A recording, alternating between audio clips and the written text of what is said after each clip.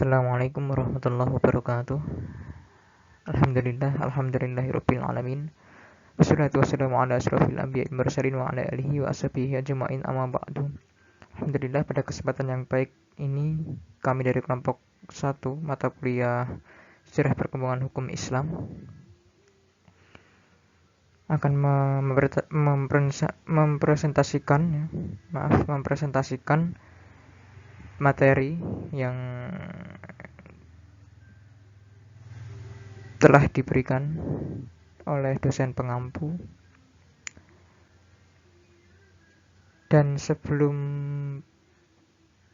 membahas lebih jauh, perkenankan kelompok kali memperkenalkan diri.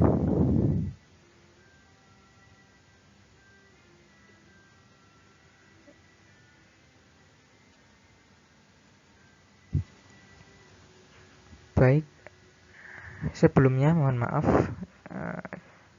teman-teman semua dan dosen pengampu.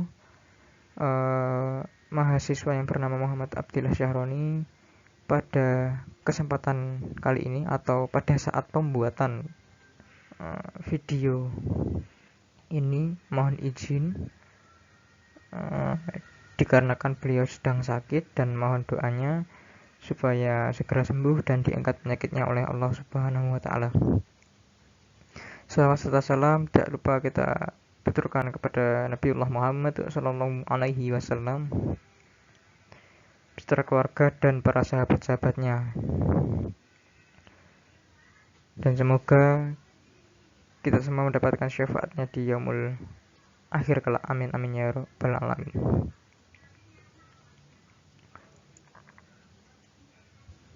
Langsung saja kita bahas. Dan tema yang diangkat oleh kelompok kami yaitu adalah masa pembentukan hukum Islam. Sebelum menilik atau berdalam lebih jauh mengenai pembentukan hukum Islam, hendaknya kita mengerti dulu atau mengetahui pengertian fikih itu sendiri. Fikih dalam arti bahasa memiliki asal kata al-fahmu yang artinya paham. Seperti dalam bacaan al-fahwu ad-darsu yang artinya saya memahami pelajaran itu. Dengan kata lain, fikih paham akan maksud pembicaraan. Hal ini sesuai dengan sabda Rasulullah Shallallahu Alaihi Wasallam. Barang siapa yang Allah inginkan kebaikan padanya, Allah akan faqihkan ia dalam masalah agama. Nah, lalu fikih menurut istilah adalah pengetahuan mengenai hukum-hukum syariat yang berkaitan dengan perkataan, perbuatan, dan perilaku.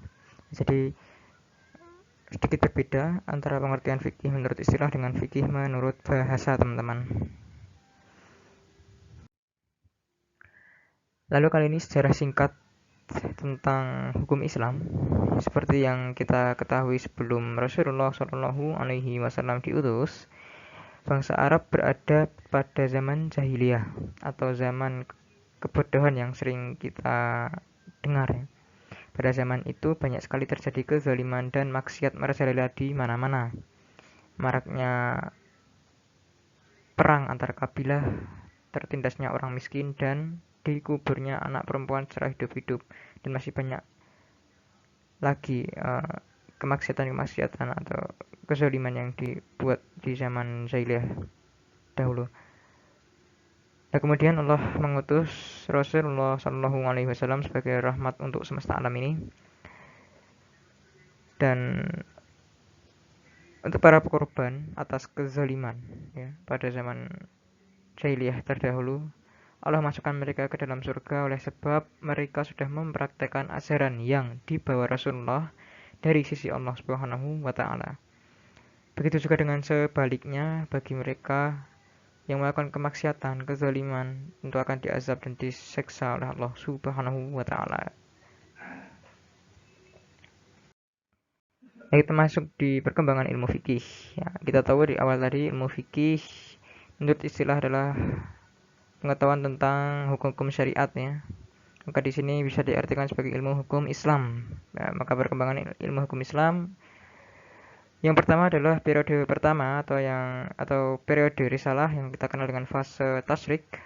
Masa Nabi Muhammad SAW ini juga disebut sebagai periode risalah. Karena pada masa-masa ini agama Islam baru didakwahkan, periode risalah ini dapat dibagi menjadi dua bagian teman-teman, yaitu periode Mekah dan periode Madinah. Ayat-ayat yang diwahyukan lebih banyak pada masalah ketauhidan dan keimanan. Ayat-ayat ini diturunkan pada periode Mekah teman-teman. Ya, setelah hijrah barulah ayat-ayat yang mewahyukan perintah untuk melakukan puasa, zakat, dan haji diturunkan secara bertahap teman-teman. Ayat-ayat ini diwahyukan berangsur-angsur ketika muncul sebuah permasalahan teman-teman. Gitu. Selanjutnya, oke, kali ini adalah kita masuk di periode para Khulafaur Rasyidin dan Amawiyin. Dimulai dari tahun 632 Masehi sampai 720 Masehi. Ya,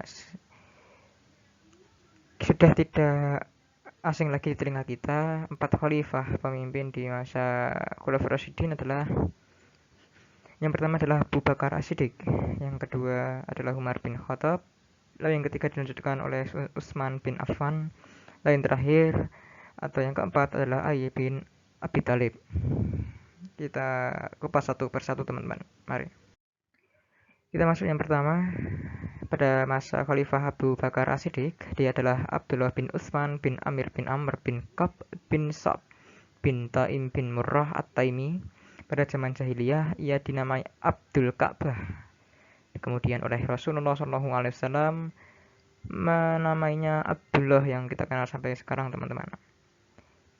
Dia pun dijuluki Atik juga As-Siddiq karena bergegas membenarkan kerasulan Rasulullah, terutama keesokan hari dari peristiwa Isra, teman-teman.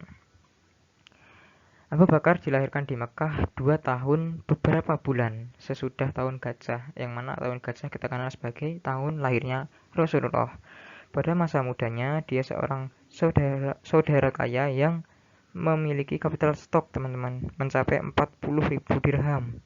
Di antara mereka itu seperti Utsman bin Affan, Az-Zubair bin Al-Awwam, Abdurrahman bin Auf, Sa'id bin Abu Waqqas, dan Talha bin Ubaidillah. Lanjut teman-teman. Ini beberapa kesulitan Abu Bakar dalam masa pemerintahannya. Secara garis besar ada 3 kesulitan yang dialami oleh Abu Bakar Siddiq. Yang pertama adalah memerangi orang murtad, teman-teman. Yang kedua adalah memberantas nabi-nabi palsu. Yang ketiga, memerangi orang yang enggan membayar zakat. Nah, ketika ini saling memberi dampak tersendiri di dalam pemerintahan Abu Bakar As-Siddiq. Lalu yang berikutnya adalah kepemimpinan Khalifah Umar bin Khattab. Silsilah Umar bin Khattab bin Nafil bin Abdul Uzza bin Rabah bermuara di Ka'ab bin Lu'ay al-Quraish al-Adawi.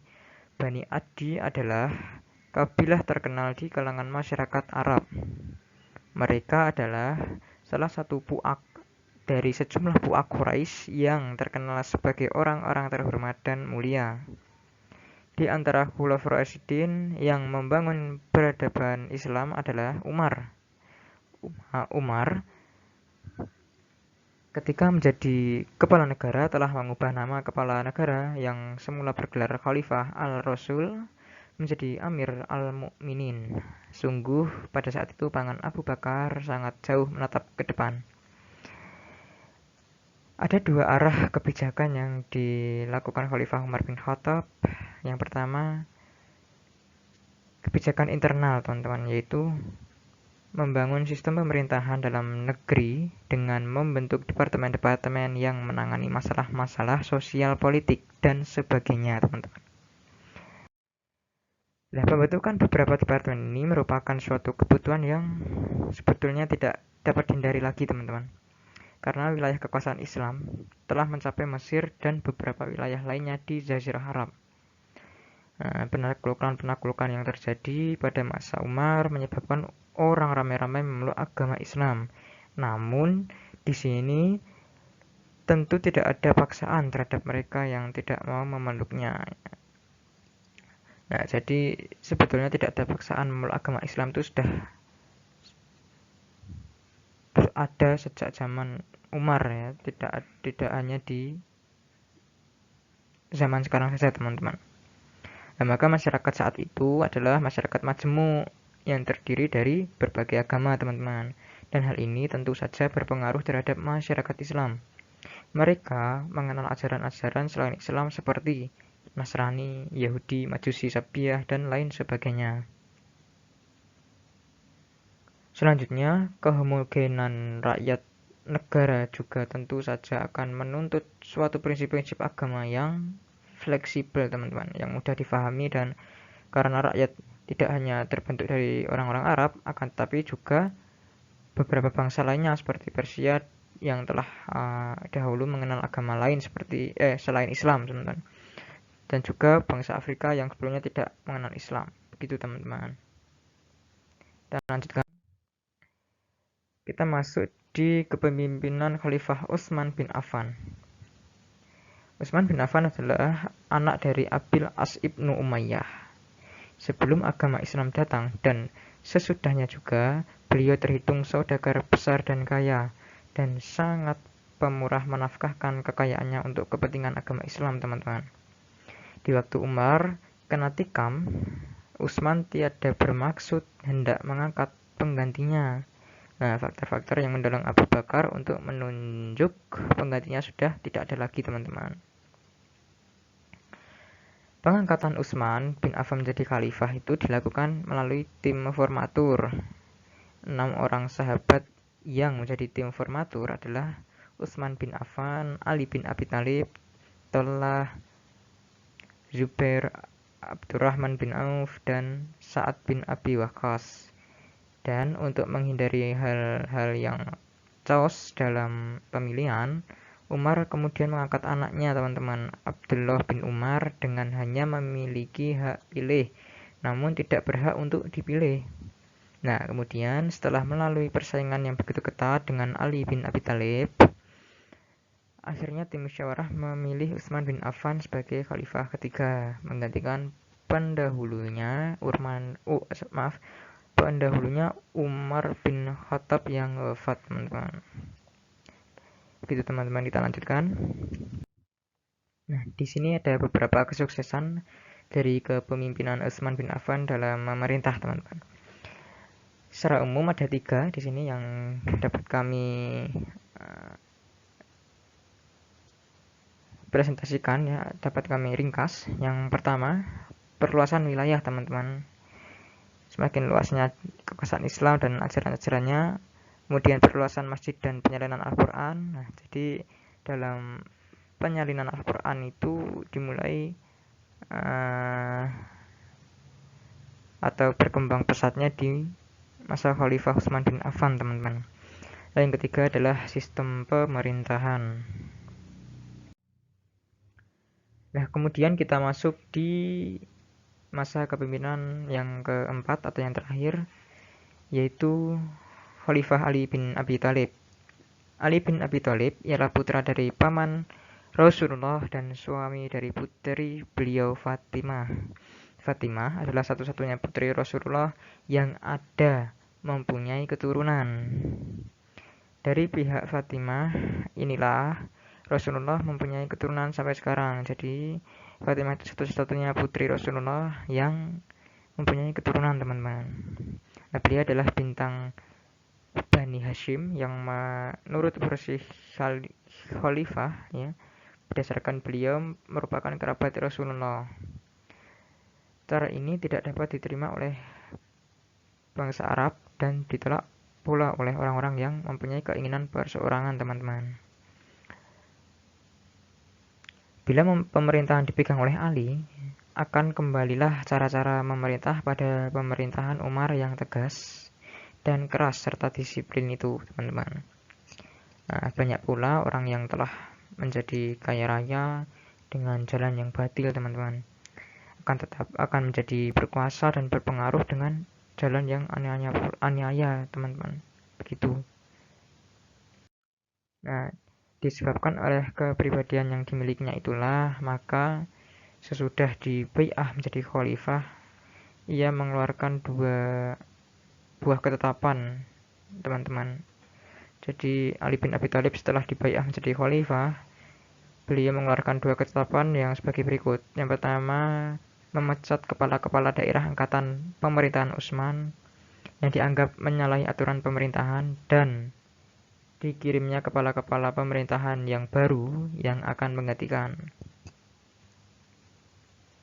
Hal yang kedua adalah mengambil kembali tanah-tanah yang dibagikan di masa pemerintahan Utsman tanpa jalan yang sah, teman-teman. Selanjutnya, jadi pengangkatan Ali ini menjadi khalifah adalah satu hal yang wajar sebenarnya, teman-teman. Dan penantangan atau pertentangan kepadanya pun adalah hal yang wajar pula sebagai akibat dari perkembangan dan peristiwa-peristiwa sebelumnya.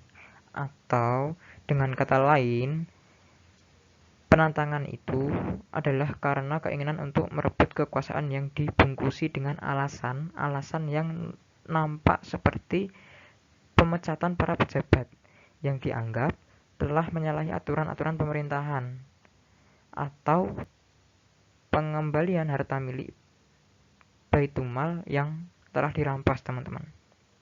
Gitu. Nah, jadi yang telah saya jelaskan tadi, maka dapat kita tarik kesimpulan dari dua periode di atas, maka bisa diambil kesimpulan, teman-teman, pada masing-masing periodenya. Nah, pada periode pertama, yaitu periode Rasulullah atau tarik tasyrik pada masa Rasul juga dapat dibagi menjadi dua periode, teman-teman, yaitu tarik tasyrik periode Mekah yang mana berisi hukum pembentukan akidah yang menjadi fondasi bagi amalan-amalan lainnya. Kemudian tarik tasyrik periode Madinah. Pada periode ini perkembangan hukum menjadi lebih kompleks, teman-teman, akan tapi juga mengatur tentang masalah hubungan vertikal manusia dengan Allah atau hubungan Allah dan hubungan horizontal manusia dengan sesama manusia atau hablum minanas, teman-teman. Kemudian pada periode kedua, yaitu pada periode Khulafaur Rasyidin, pada masa ini tugas para sahabat sangat berat, teman-teman. Sumber-sumber penetapan hukumnya pada masa Khulafaur Rasyidin adalah Al-Quran, As-Sunnah, Ijma' dan Ijtihad. Begitu, teman-teman, akhir dari presentasi ini. Jika ada kurangnya mohon maaf dari kami kelompok 1, dan jika ada lebihnya atau kelebihannya itu datangnya dari Allah Subhanahu wa taala, dan jika ada kurangnya itu datangnya dari kami selaku manusia biasa. Sekian, Allahumma fiqil aqwamit thoriq. Assalamualaikum warahmatullahi wabarakatuh.